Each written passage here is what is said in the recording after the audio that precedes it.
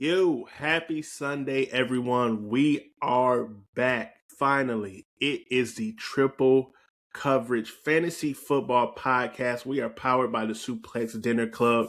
It feels so good to be back.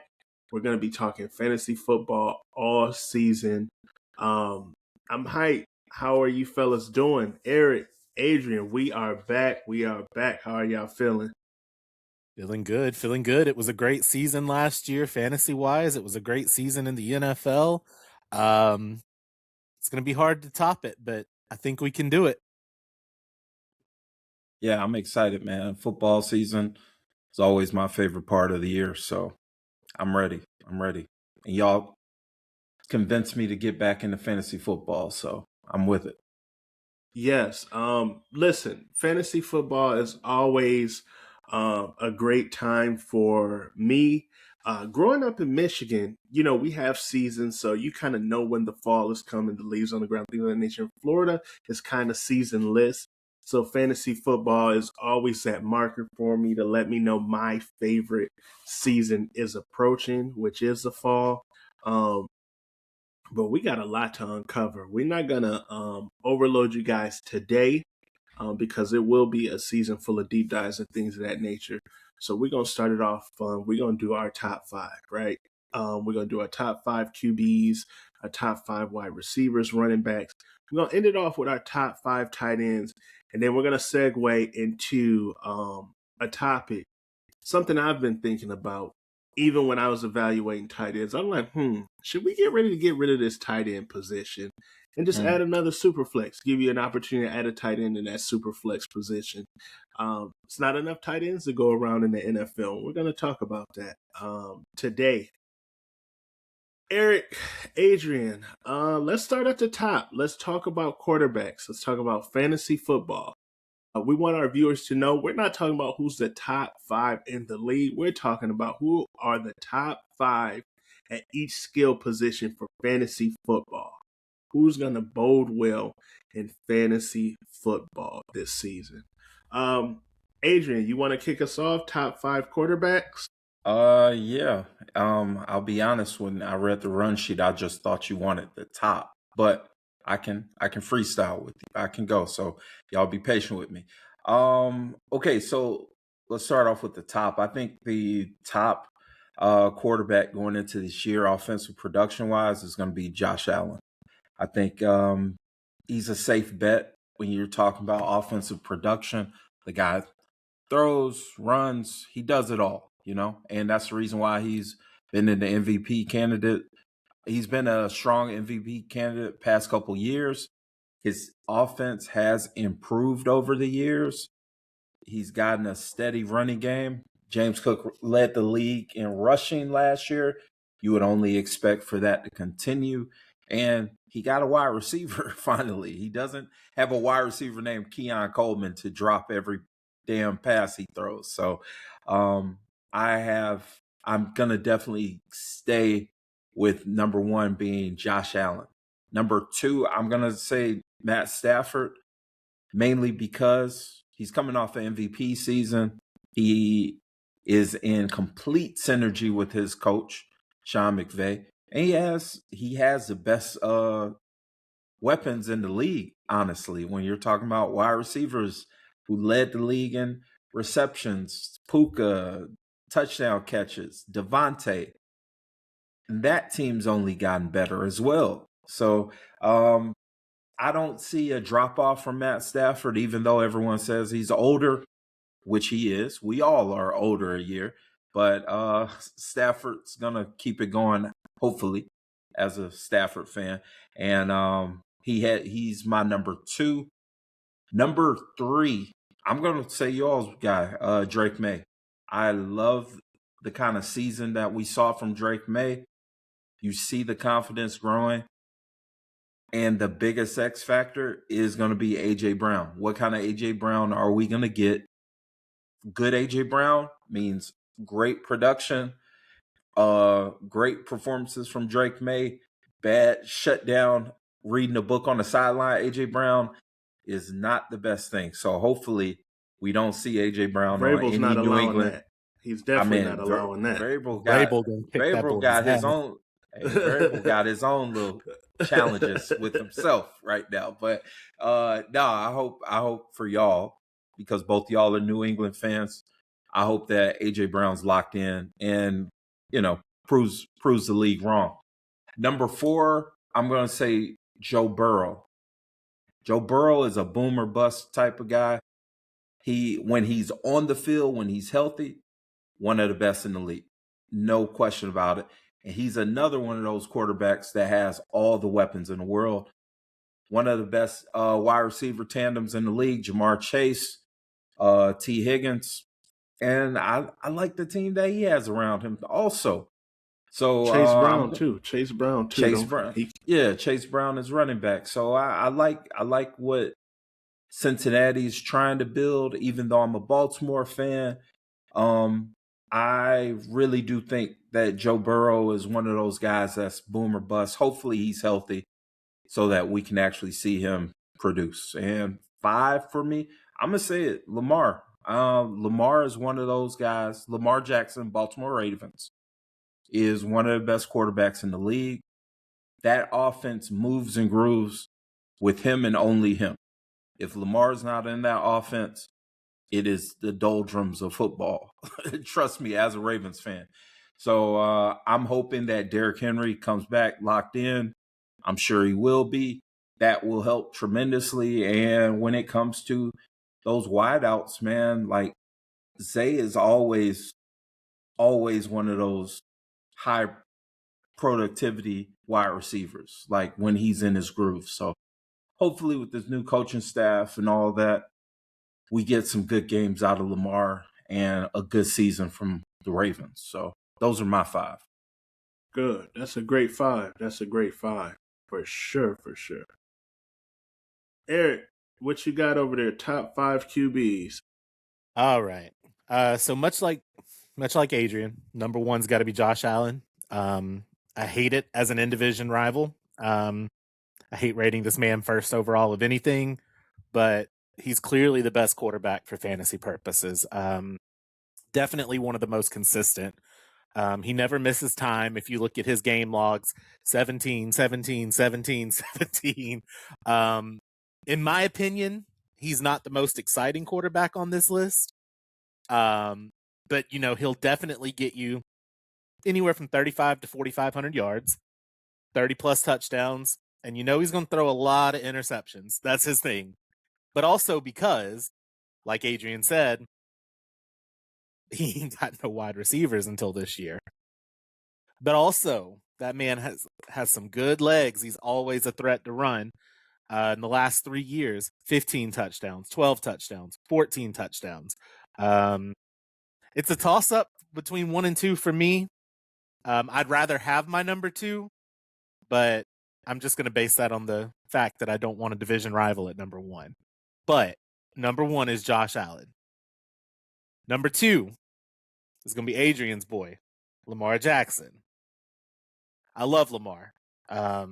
Outside of my number 4, he's my favorite quarterback in the league. He's generational. That's one thing about Lamar. He is a generational talent. But that Baltimore Ravens front office has no idea how to build around Lamar Jackson. He should have 3 MVP awards, but he's only gotten 2. Well, that's another conversation for another day. Season was cut short last year due to that hamstring injury. He only had 21 touchdown passes, 2,600 yards, 350 on the ground, 2 touchdowns. But the thing that blows my mind is how he puts up all of these stats with the absolute bums that surround him on offense. Mark Andrews, old, can't catch. Zay, number 2. He is a phenomenal number 2. That man is not a number 1. No. Derrick Henry is not a pass catcher. I will never say a bad word about King Henry in my life, Roll Tide. But his age is steadily creeping, and that workload is steadily creeping. Yeah. But we'll see this year if Jacoby Lane or Elijah Sherratt can step up and be a target for Lamar Villas.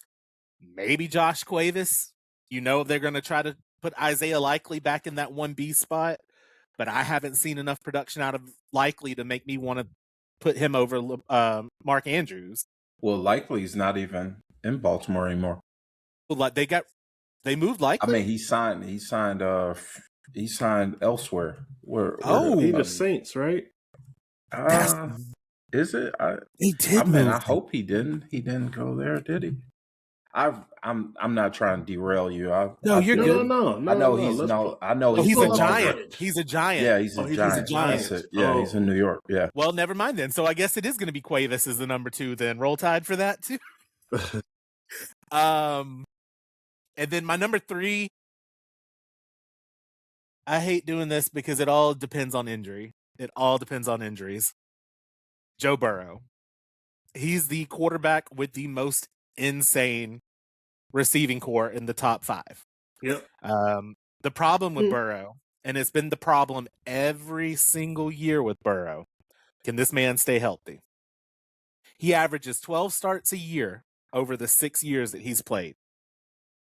That's missing about a fourth of the games a year. Last year, that turf toe injury cost him most of the year. 23, it was a torn wrist ligament. 2020, his knee exploded. Talent's never short with this man. And it definitely isn't in the receiving room because you've got Jamar, you got Higgins, you've got, I can never say this man's name right. Yosivas? Chase Brown. Oh, that other wide receiver? Yeah. Yeah. And then you got your guy from Bama over there too? The fast receiver. Which one? Jermaine? Bernard? Yeah, Bernard. Is he Burton? still over? Yeah, Burton. One of those fast guys. Burton is in Cincy, right? That's one of Adrian's boys. No, we don't claim him. We both share that. We both share that. But they did just pick up Noah Thomas and Colby Young in the draft. Yeah. So those are some burners. Yeah. So we'll just see if he can stay on the field. That's always been the only issue with Joe Burrow. If he can stay healthy, he's a top 2 quarterback. Number 4, the man that was robbed of the 2025 NFL MVP, Drake Maye. And when I'm sorry, Drake Maye. What an insane year for QB1. Led the league in completion percentage, 4,400 yards, 31 touchdowns, 8 interceptions, led the league in QBR, robbed of an MVP, Super Bowl season, and all that we're seeing in training camp is how comfortable he's been getting with Kayshon Boutte. Not with A.J. Brown, with Kayshon Boutte. Travion Henderson is always a threat out of the backfield to catch the ball. Mm-hmm. We've still got Ramondre Stevenson. That's my boy. His fumbling problem last year. I was about to say I might like an upgrade at that position if we could. He got those fumbles went down last year. I think Mike Vrabel put some stickum on the gloves. Hunter Henry is going to be a great safety blanket for him again this year. We got 11. And you know what happens with 11s in New England. They love catching the ball. We've got some insane talent around Drake Maye right now. And it's time for Drake Maye to get what he was robbed of last year and become MVP type this year. And then number 5, Matthew Stafford. Scared money don't make money, boys. He is a top quarterback. Although he robbed Drake Maye of his MVP type season last year, he threw for almost 5,000 yards, 48 touchdowns, 8 interceptions, 65% completion rating. He averaged about 350 fantasy points a year last year, or not a year, but he averaged 350 fantasy points last year, depending on your format. Led the league in passing yards. And like Adrian said, Puka Nacua, Devontae Adams, Tyler Higbee, they're all back in the fold. And unless something happens where Stafford gets hurt or his production dips, it's another top 5 season for the boy. They better hope it because their backup situation is not great. Hey man, Stetson, you'll see the preseason. You mean QB2, Ty Simpson? Nah, you know who's QB2. Those Those are all great selections. The one thing about potting is this: we will have actual records, so we can go back, rewind, and see Mm-hmm. how these are going to play out and different things of that nature. So I'm going to start at the top with my top 5 quarterbacks. Now, this is going to be a shocker to some because on Adrian's list, he was number 5. On Eric's list, he was number 2. On mine, he happened to be number 1. I'm going to tell you why. I think Lamar's coming back healthy. Lamar turns water into wine yearly in Baltimore. Yeah, he does. Yearly in Baltimore. There's been times where, let me tell you how Lamar is. I remember either it was last year, a couple of years ago, it was just a random third string receiver. He was diming up for like 100 yards and 2 touchdowns, and everybody went and picked him up off the free agency wire. Y'all remember that? It was some third string wide receiver that had a huge game with Lamar on either a Sunday night or a Monday night. Was it a guy from North Carolina? I forget his name. Yeah, I want to say he had like 1 or 2 big games after that, but Lamar just, he just really turns water into wine yearly. I think he's more focused. I think he's back healthy. And I think the addition of Jacoby Lane is going to be huge for Baltimore. I don't know if anybody got a chance to check out Jacoby Lane at USC, but he made big time catches in traffic, in the end zone. Wherever you placed him, he made big time catches all the time. He's a big frame. He can box out. I'm pretty sure Lamar's working with him as well. Is getting him up to speed to boxing out, different things of that nature. So I'm going to go with Lamar number 1. Also, although Derrick Henry is not a pass catching running back, we cannot forget that Baltimore does love to bring in their secondary back out the backfield, get those pass catches in and different things like that. That's why sometimes when we're playing fantasy football, we end up picking up Justice Hill sometimes, and things of that nature, right? Just rolling the dice on a week because you never really know. You don't know where the production is coming from, but you know Lamar's going to produce. That's why he's high value at QB. So I have him at number 1. My number 2 QB, I have Josh Allen. I think Josh Allen and DJ Moore is going to be spectacular this season. Paired up with Cook, who has become a top running back. We still haven't forgot, Brother Ian, when you said Pacheco was better than James Cook. We have not forgot, Brother Ian. Much love to you. But as time goes on, James Cook has now worked his way up into probably a top 5 back in fantasy for sure. NFL, that's up for debate. Meanwhile, Pacheco will be backing up Jahmyr Gibbs in Detroit next season. My third quarterback, I expect this guy to come back healthy. And as we stated before, he has some of the best weapons in the league. Because I think there's one more person that may give him a run for best weapons. And that is Joe Burrow. Joe Burrow still has T. Higgins under the fold. He still has Jamar Chase. And Jamar Chase is one of the premier top, wherever you want to place him. Fantasy, in the NFL currently, he is that dude. So Joe Burrow, we have that number 3. Number 4, I got to go with my guy, Drake Maye. Drake Maye is going to absolutely light it up this season. We have Kayshon Boutte. We have Romeo Doubs. Please do not forget about Romeo Doubs, an excellent pass catcher, situational pass catcher. And we have A.J. Brown. I'll be honest, I've seen some clips where Drake Maye and A.J. Brown hasn't been on the same page. I don't know if it's because A.J. Brown has been blanketed by the best cornerback in the entire NFL. But Pay the man. Look, that's for another episode. It's for another episode. Pay the man. Listen. But with that being said, number 4, I have Drake Maye. Now, number 5, I know you guys both had Matt Stafford on this list, but I'm going to pivot here. Because there is a guy nobody is talking about who I think is going to have an explosive season. And I think that's Dak Prescott. Will the Cowboys be anything? Who knows? Fantasy-wise, Dak has Pickens, Dak has CeeDee Lamb, and Javonte Williams has came on. I think Dak is going to explode this season and have a top fantasy QB season. those guys look in rhythm. They look in sync from what I'm seeing right now. Man, I'm seeing CD up the lane, catching in traffic. I'm seeing George catching whatever passes Dak throw his way. I mean, granted, it's training camp and different things of that nature. But if you're starting training camp off like that, I mean, it's hard to bet against it. We've seen other people, Marvin Harrison Jr., who has been absolutely dropping the pill all over the place. Yeah, that's rough. So with that being said, I do have Dak number 5. Of course, I do have Matthew Stafford just outside of my top 5, not because of skill, just because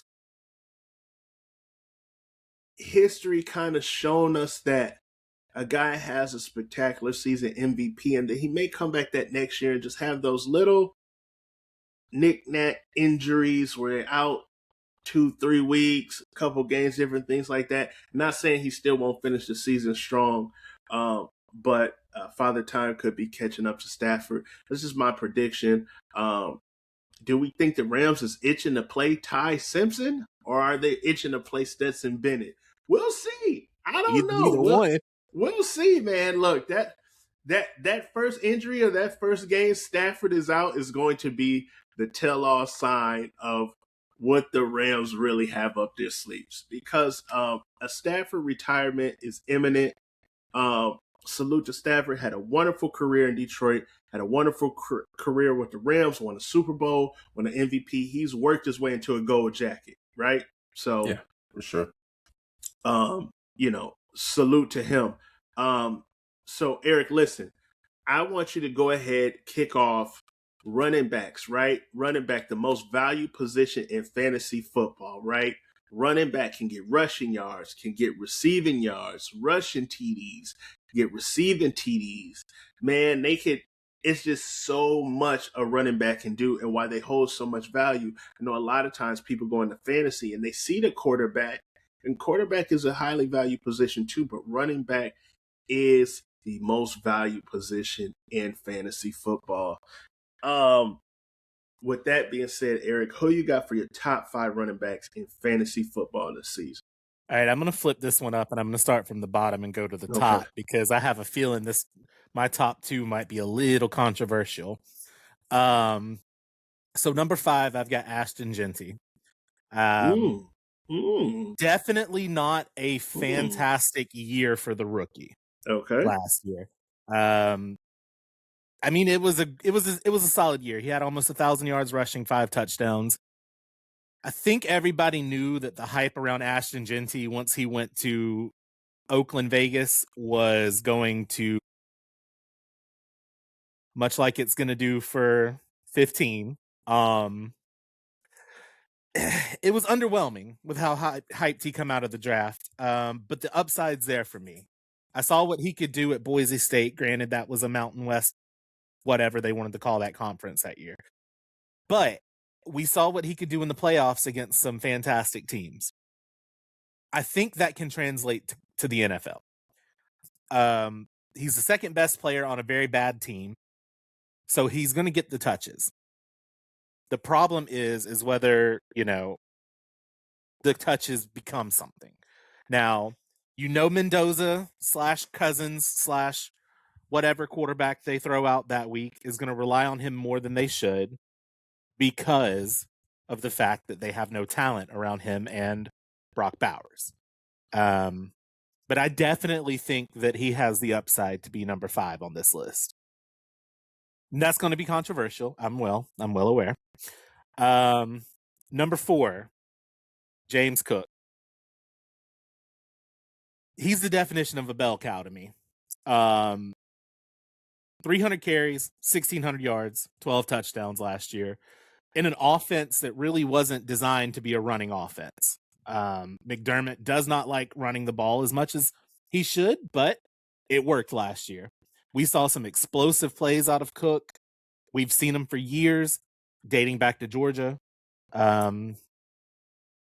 I think last year was the last year that you'll get James Cook at a discount because he is only going to start going up on this list. 2 straight years of over 10 touchdowns. I think at the end of this year, he's going to be talked about as a top 3 running back in one of the best offenses in the league. Number 3, running back from the Indianapolis Colts, Jonathan Taylor. Another bell cow. 1,600 yards, 18 touchdowns on a terrible offense. Daniel Jones is in love with him, and I can't blame him because he has no competition anywhere for touches. They did draft Roydell Williams out of Florida State / Alabama / whatever other school he went to. He's going to get a few spell carries, but Jonathan Taylor is going to get over 300 carries again this year, barring injury. That means fantasy points out the wazoo. Here's where it gets interesting, because I asked specifically, is this a PPR league? And if it is, or are we talking PPR? And if it is, are we talking half point, full point? You specified it was full point, right? Full 1 point. That's how I rock. Number 2, Jahmyr Gibbs. Jahmyr Gibbs is a special talent. If he doesn't kill you in the run game, he's going to kill you in the out routes with the passes. I mean, kid's got wide receiver hands at the running back position. 243 carries last year, 1,200 yards, 13 touchdowns on the ground, 616 yards in the passing game, 77 receptions, 5 touchdowns. The good problem with Gibbs is that there's so many mouths to feed in this Detroit offense that I think you might can get him at a slight discount. He is one of the greatest, most electric talents in the game right now, especially for younger players. Thank you, Nick Saban. Roll Tide for that. Listen, I'll go ahead and go out on a limb and say, outside of Barry Sanders, Jahmyr Gibbs is probably the greatest running back the Lions has ever had. Easily. I'm a Michigander. Yeah. I'm going to go ahead and say it. We got Barry number 1. I'm firmly taking Gibbs number 2. I know everybody, Billy Sims and all that different. I'm taking Gibbs number 2.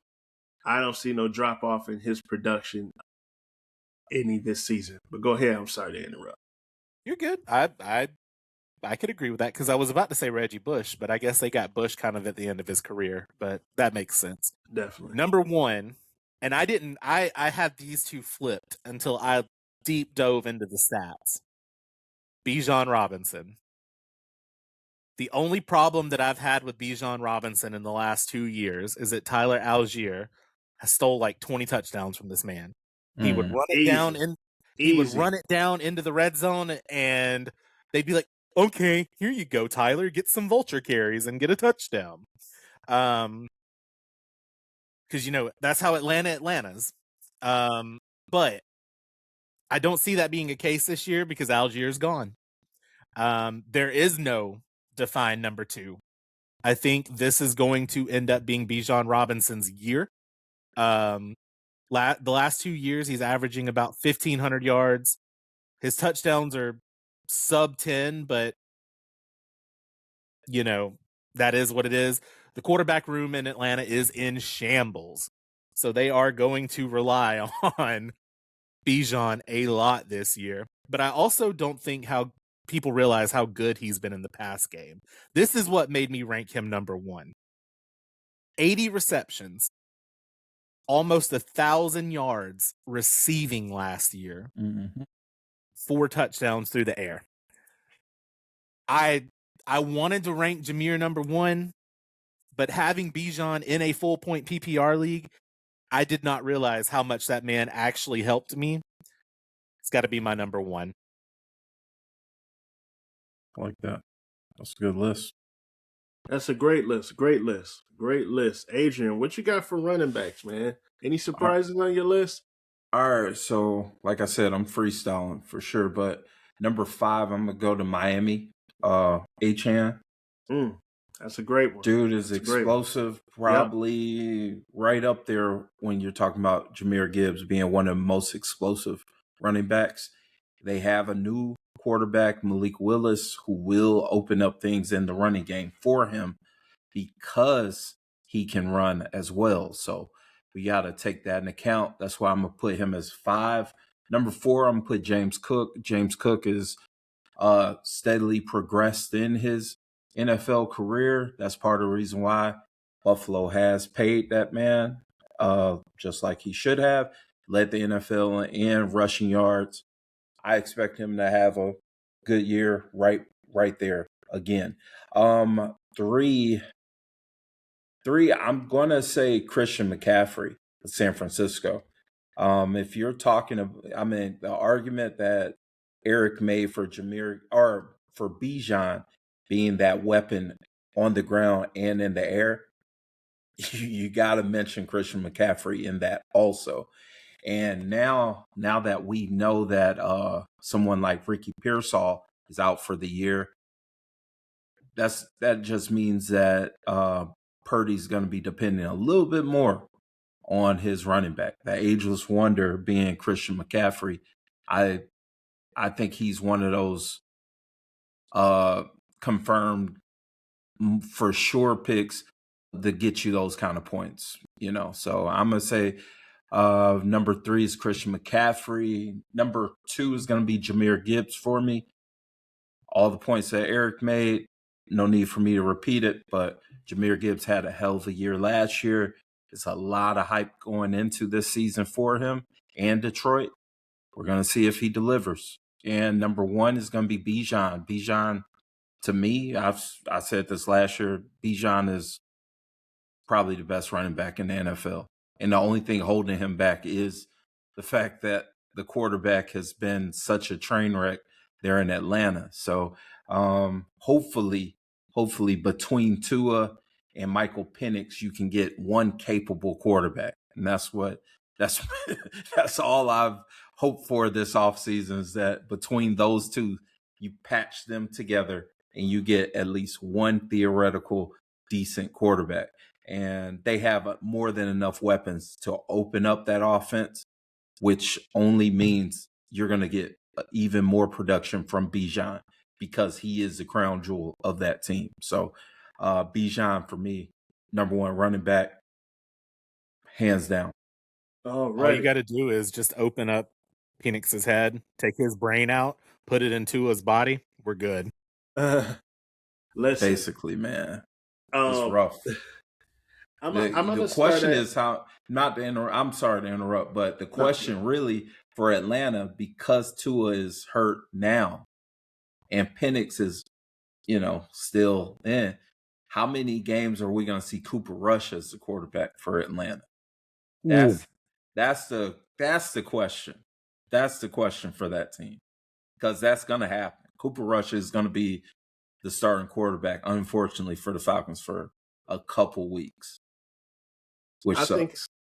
I think whoever the quarterback is when they play the Buccaneers, you have to start Atlanta quarterback. Historically, for some reason, the Buccaneers in Atlanta always put up historic numbers on each other. Insane. Like, it's just one of those games where you're just like, man, I need to start that quarterback. For my top 5 running backs, I'm going to start at number 5. I got Jonathan Taylor. Jonathan Taylor at one juncture was considered probably the best running back in the NFL before injuries and different things like that. He came back to form last season. I think he's going to be more productive. I think he's going to have more touchdown opportunities. Pittman is kind of really out of the lineup. Alec Pierce can really stretch the field. He can really stretch the field, get you down to within, the 10-yard line, different things like that, to where Jonathan Taylor can cook up and do what he does best. Number 4, I have James Cook. I don't think he's going to get 1,600 yards again, but I think he's going to be highly productive. Again, we got DJ Moore. Of course, Buffalo has now worked him into that system. And everybody is, got Josh Allen ranked and poised as probably one of the top quarterbacks again in the NFL this season. So number 4, I'm going with James Cook. Number 3, I'm going McCaffrey. McCaffrey, I think he's going to have a more easier time getting yardage. You got Mike Evans down there now. You have Kittles. Debo came back, which I don't think Debo is going to be a primary focus of the offense, but also there's a kid out there in San Francisco, Stribling. Yeah, from Ole Stribling. Miss. Yeah, Look I out like for it. Stribling. Please look out for Stribling. He's going to be one of my stash for the end of the season. I believe in Stribling. Big body, can catch the ball, gonna go up and grab it. I think with all of that said, it's going to help McCaffrey. McCaffrey's going to be more productive, have more chance to rest, be more healthier, things of that nature. Number 2, I have Jahmyr Gibbs. Only reason why I have him number 2 is because we have yet to see what kind of production he's going to have without David Montgomery. I know Gibbs is explosive, but boy, Montgomery was damn good in that Detroit offense. He was damn good, man. You get a bruiser like that, it makes it easier for a speedy, shifty guy like Gibbs to come in after Montgomery and pounded him, pause. And he can go in there and break away for a dynamic run. Number 1, I have Bijan Robinson. If Bijan Robinson just say he stays on this course where he's 1,400 yards, 800 yards receiving, if he's on this course for the next 10, 11 seasons, we got to have some type of conversation of where he's going to be placed in NFL running backs. This dude is absolutely dynamic. If Bijan Robinson was in like Dallas or some shit like that, man, forget about it, man. Oh my goodness, the type of marketing and PR he would get and everything, man. This guy would have a Nike sneaker and all the commercials and a Pizza Hut commercial and all of this stuff, man. If he was in Dallas, man, Bijan is the real deal, man. He is the real deal explosive runner. Man, I had him last year. I'm so sad I'm not able to keep him. In my league, I have the number 4 pick, so I'm probably going to miss out on him. But man, Bijan is super explosive, super dynamic, man. I've seen him like Lamar. He's one of those guys that turn water into wine every play. I've seen him catch balls that were underthrown, that was thrown too low. He'd grab it with one hand, get a juke off, get 11 yards. Just explosive, man. So I have Bijan as the top back for fantasy football this year. With that being said, we're going to go into wide receiver. I want to kick off wide receiver because it's everyone's favorite position in fantasy. Even though the running back is more valued, for some reason, people cannot help themselves and keep their hands off of wide receivers. So I'm going to start at the bottom with my wide receiver. My number 5 is Jay Jettis. I thought he was quarterback proof last year. I'm going to be honest. Thought he was quarterback proof last year. But McCarthy was just that nasty. Anytime I can get some Michigan Wolverine slander in, I will. McCarthy was absolutely terrible last year. He sucked. I even had a friend, shout out to my good brother Marv, who told me before the season started that McCarthy was going to be better than Caleb Williams because he is a USC hater.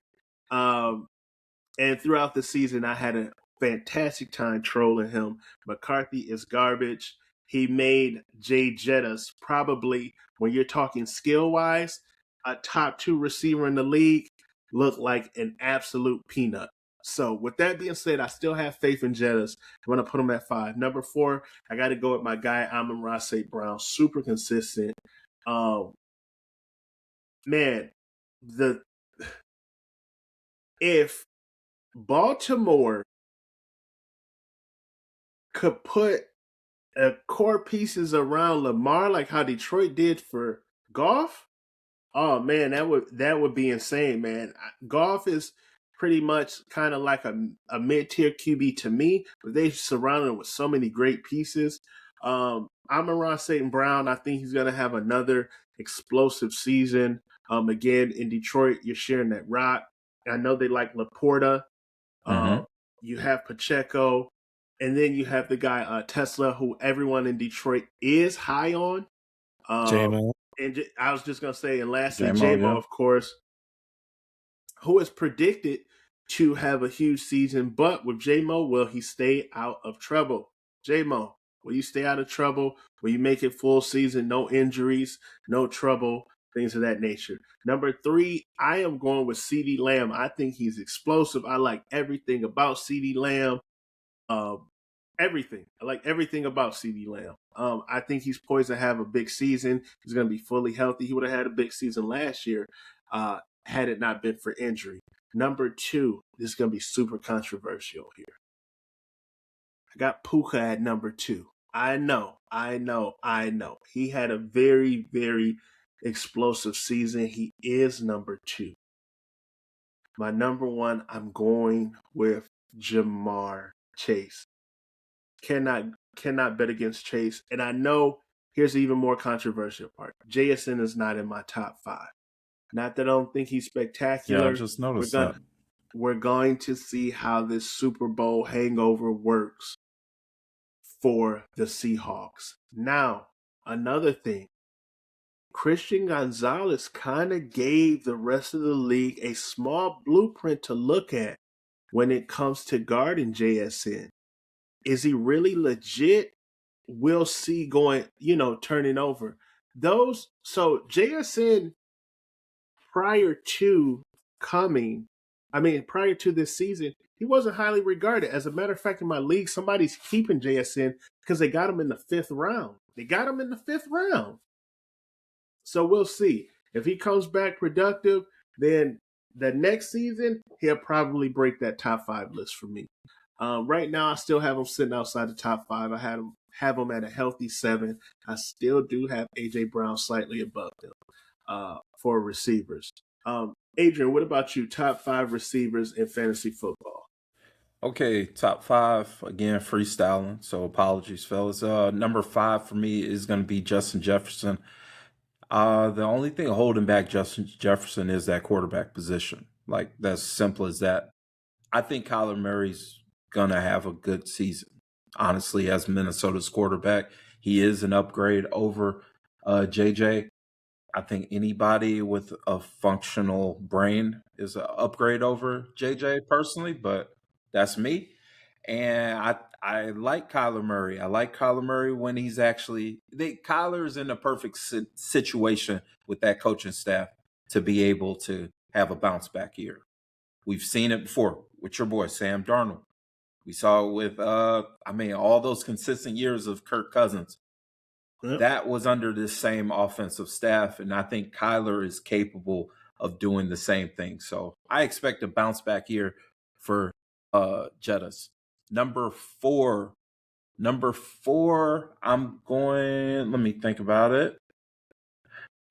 Man, number 4, I feel the Amon-Ra St. Brown production piece because, again, this list is not the top 5 wide receivers per se. It's offensive production. The way that they use Amon, I like it. And I think Detroit is due for a good year this year. I think last year was a lot of disappointment with that offense overall, but I think this year will be a bounce back year for them. Number 3, I'm at number 3, right? Mm-hmm. Yeah. Okay, cool. I'm going to say JSN. He's the offensive player of the year. Hell of a season this past year. Sam Darnold, we got to say, because you mentioned why JSN wasn't in your top 5 or a lot of people's top 5. It was mainly because of the quarterback position. There were a lot of question marks. We didn't know what we were going to actually get out of Darnold. Mm-hmm. Darnold's strung together the past 2 seasons, arguably the best football in that position. Like, a lot of people don't give that dude enough credit for the bounce back of his career. I like Sam Darnold. I like what he's done. I mean, hell, he won a Super Bowl, so how can you not like him? JSN definitely benefited from having that quarterback play upgraded. So number 3 is definitely going to be JSN. Number 2 is going to be Puka Nacua.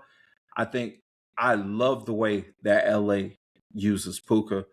Obviously, I'm a Georgia fan. I'm a Matt Stafford fan, so I watch. And luckily for me, they play like at 4 o'clock consistently. So it's perfect for me as a Baltimore fan. I can watch Baltimore at 1 o'clock, and then I can watch the Rams. So I watched every Rams game last year. The way that they use Puka is so interesting to me because they put him literally at every damn near every position. You can even say in some of those formations, they'll put him as a wing back, essentially like a tight end. And they find ways of getting that dude the ball. He's one of the toughest at that position. Fearless. I'm almost crazy in a sense of the fearlessness that guy has, and the numbers, production that he brings along with that from the time that he's gotten drafted by the Rams to now, it's been up there. So I gotta have him in that top 5. He's my number 2. Number 1, Jamar Chase. Unfortunately, it's no need for me to even bloviate about Jamar Chase and he's that dude. What he and Joe Burrow are capable of. But yeah, he's one of one. So Jamar Chase, top wide receiver. All right. So number 5, I've got Amon-Ra St. Brown. Ever since he's came into the league, he's a fantastic, consistent wide receiver. He's never been held under 100 catches outside of his rookie year. He's never been held under 100 or 1,000 yards aside from his rookie year. He's the definition of consistent. He's Goff's favorite target. And an offense full of weapons, you need a favorite target. I don't think enough people talk about Amon-Ra in the NFL. Definitely not in fantasy. I think you should 100% capitalize off of people's stupidity on that. Everybody wants to go for the Gibbs. Everybody wants to go for JMO, Laporta. Amon-Ra is the one out of that offense that I would die for. Number 4, I don't have him ranked as high as you guys. I'm sorry, Puka. Just because it's only been 3 years, but in those 3 years, he's probably been the most consistent wide receiver. That's not in my top 2. My only issue is last year he had more touchdowns than he has ever had in his career combined, which is only 3 years, but still. I want to see him build off that. If he can consistently put up 10 plus touchdowns a year, sure. Like Adrian said, they line him up in the X, the Y, the Z, the running back, quarterback, tight end. I'm sure they'd line him up at offensive line if they'd let him. But that's because of that early onset CTE. But, hey, it is what it is. Puka, I just want to see him build, and then maybe he can crack my top 3. Number 3, I got JSN, absolute stud, insane season, almost 2,000 yards, 10 touchdowns, offensive player of the year, Super Bowl champ. Like Adrian said, he built off the offense with Sam Darnold. As Darnold goes, that offense goes, which is insane to me. I never thought I'd say that. He has no competition for pass catching. Like, there's nobody on that Seattle team that I would be like, oh, he could still catches from JSN. He's been consistent since Ohio State. He's going to continue being consistent. I need him to build on it. Number 2, I don't have him ranked as low as you guys because I think he is the undisputed best wide receiver in the league with terrible quarterback play, and that's going to be my boy, Jay Jettas. I will forever scream that he's the best receiver in the league if he only had a quarterback. Yeah. He's lacked a real quarterback since Darnold left in 2023, Darnold. And somehow he still consistently puts up 1,000 yards. Even in a season when he only started 9 games, he got 1,000 yards. Jetta is my favorite receiver in the league, unfortunately, because of LSU. I hate that, but if Kyler Murray gets my man back to number 1, where he rightfully belongs, I will never make another Call of Duty joke in my life. Number 1, undisputed, Jamar Chase. I mean, what is there to say about Jamar? I don't know what they're putting in the corn dogs down there in Baton Rouge, but all it does is produce wide receiver talent in LSU or in the NFL. Never under 80 catches, never under 125 targets, never under 1,000 yards. I have 2 things that do scare me about Jamar. His quarterback is consistently injured. Yeah. But that really doesn't seem to matter to him because he still produces. The second thing, and this is my most important one, The last 2 years, he's gotten 175 targets and 185 targets, respectively, leading the league by a great margin. The usage scares me just because if he's getting 175, 185 targets a year, he's getting at least 130, 140 hits a year. That's going to end up weighing on him, and that's going to end up leading to, unfortunately, probably an injury. I don't wish that upon Ja'Marr at all, but the usage scares me. I don't understand why he's getting almost 200 targets and T is barely getting 70. I wish we could kind of tilt that, but the man's always open, so I get it. But those are the only two things that scare me. But he's still consistently the best wide receiver in the league. Hands down. Yeah, for sure. Hands down. Great list, fellas. Now, to cap it off, I'm gonna read off some names to you guys, and I think we probably all can universally agree here. We have Brock Bowers, Trey McBride, Colston Loveland, Tyler Warren, and young upstart, Harold Fanning Jr. That's 5 tight ends. That's a handful of tight ends. Mm-hmm. You can swap out a Pitts, you can swap out a Laporta, maybe even add Hunter Henry. Did you say Kittle? Kittle too, but and I'm going to explain why I left these guys out. Right. Cool. Only reason why I left them out is because these 5 guys right here, I think, have the potential to have about 80 catches and 1,000 yards and 7+ TDs this season. These are the guys where I feel like if you think about Brock Bowers' situation, think about Trey McBride, Colston Loveland, Tyler Warren, Harold Fanning. Not only are these guys safety blankets for the QBs, and think about the QBs they have. Not only are they safety blankets, but these guys aren't going to be fighting anyone for targets. They're not going to be fighting people for catches. So you could see an 80-catch season from these 5 guys, 1,000 yards, 7+ TD production. The other guys that are off that list, while they are all talented, I don't think Kittle's is going to have as many catches, especially in the red zone with Mike Evans in there. Mike Evans right now, if you're not throwing to him in the red zone and he's on your team, you're absolutely insane.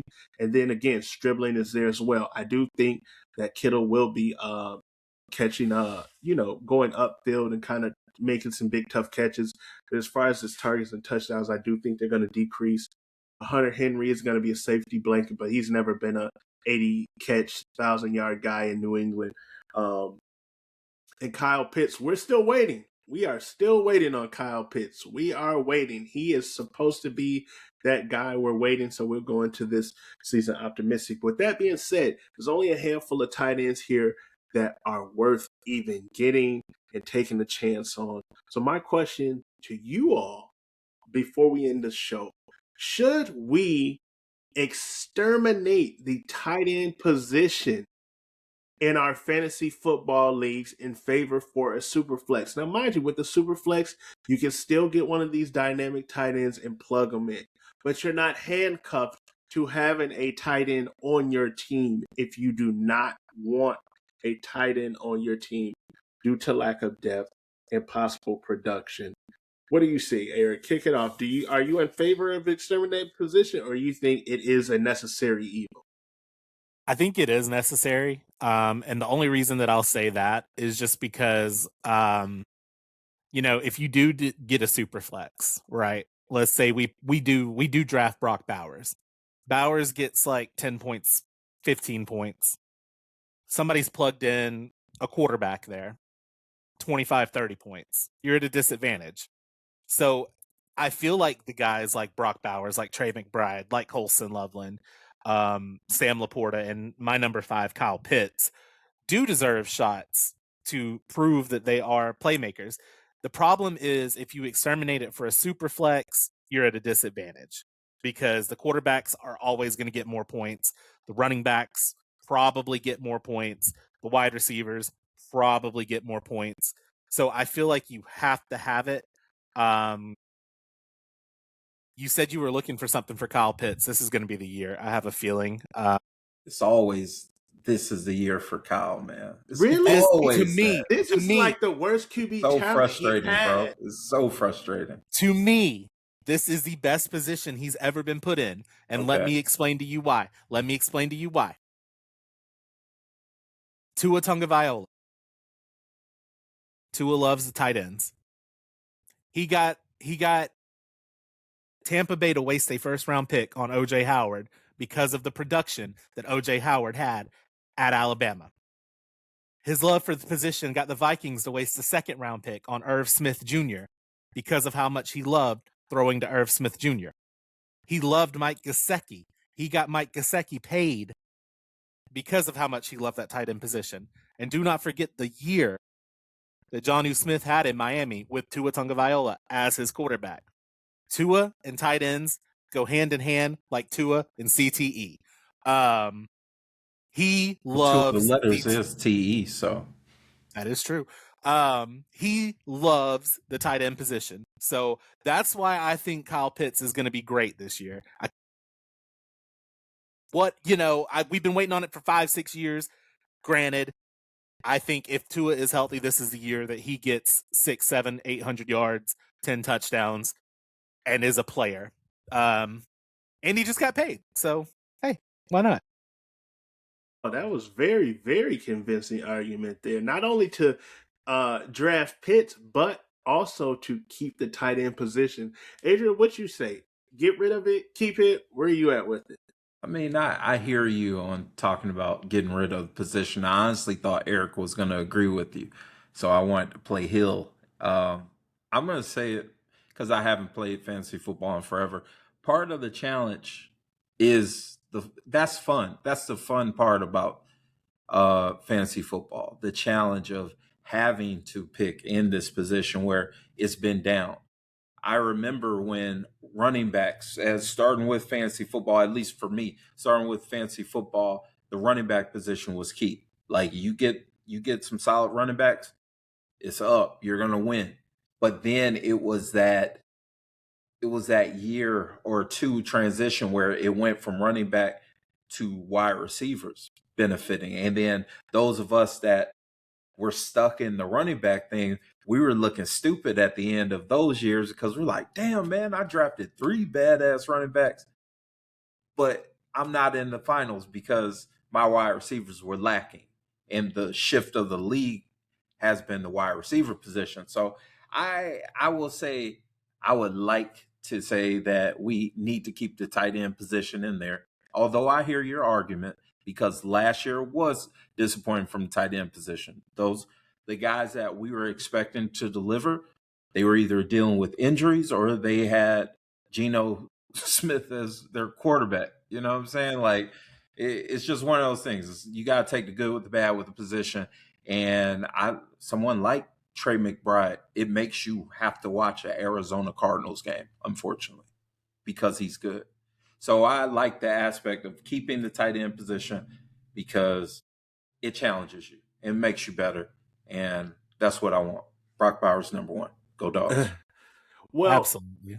it looks like I'm outnumbered here, but I am in the favor of exterminating the tight end position. I'm going to tell you why.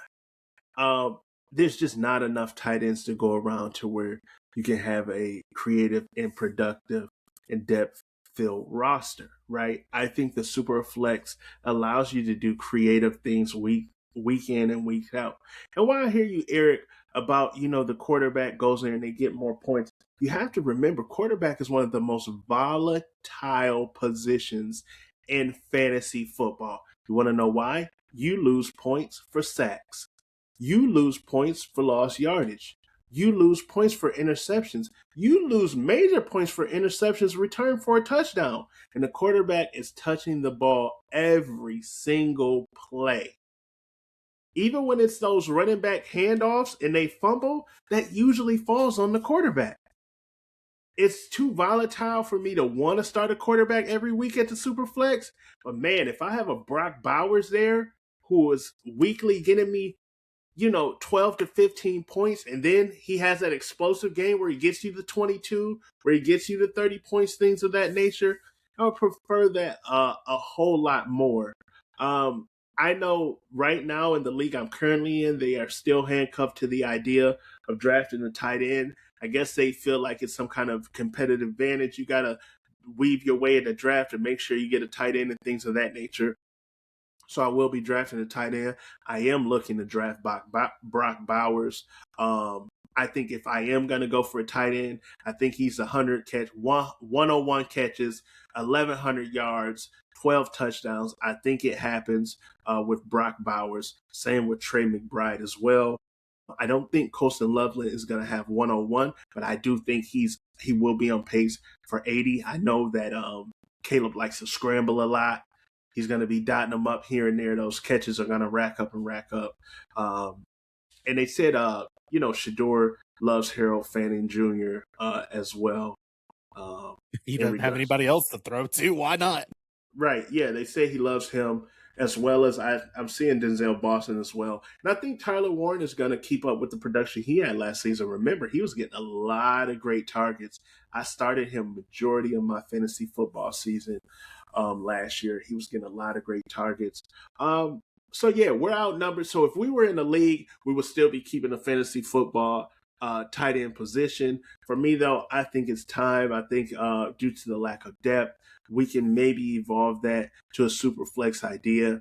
I'm not handcuffed to putting a QB in the super flex because, again, it's so volatile. I remember I was playing a guy last year, and I had, a good lead, probably like a 20-point lead, and he had I want to say he had like Jordan Love playing on a Monday night. I'm like, oh, man, I'm about to, Love's good for about 23, 25 points. Love had, I think, like 2 points, maybe even negative points that game. I think they were playing the Eagles. It might have been like a super terrible game. He couldn't get upfield. He was throwing interceptions. He was getting sacked. So QB is a very volatile position. The tight end depth is very volatile as well. With that being said, I'll say this about that. I would be in favor of eliminating tight end if we kept it strictly running back, wide receiver, tight end slot.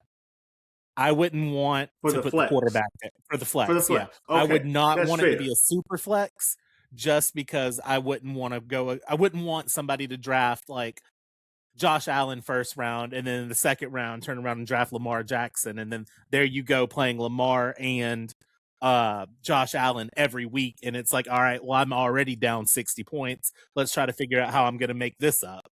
I would be in favor of that, just not for a super flex. Just give me a regular flex. Okay, that's fair. Regular flex is fair. I could see that. And you still get the creative freedom weekly on your roster. So that was a good one. Good way to close this out. So you guys listen.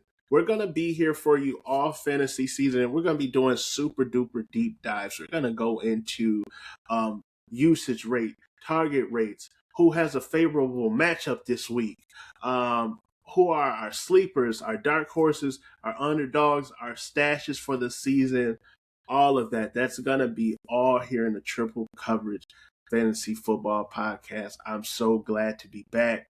Really quickly, before we get off fantasy football, kickers, you are not exempt from slander. Your time is coming. Your time is coming. Your time is coming, kickers. With that being said, look, Eric, we got to link up, man. Yeah. Basketball is coming too. I'm getting League Pass. We're going to be watching every single Celtics game. We need to be powered by the Suplex Dinner Club. We need the anti-Celtic hate to cease. I know. There's so much Celtic hate on the Suplex Dinner Club, and I hate it. We need it to cease. There's so much Nick Dick riding after the Phantom Championship,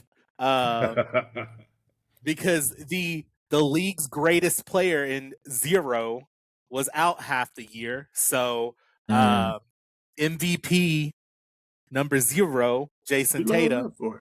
I would love to do a Celtics podcast, dude. I would love it. Yeah, we got to make that We'll happen. talk, fellas. We got to make that happen. We'll talk. Both my favorite players are in Boston, and they wear 0, coincidentally enough. So, I mean, maybe the stars are aligning there. Maybe the stars are aligning there. There you go. Hey, let's just let all of the Boston teams win a championship this year and make me absolutely insufferable. Okay, listen, really quick before we get out of here, Eric, because I know me and you are on the same page. Who would you rather win a championship this year, the Patriots or the Celtics?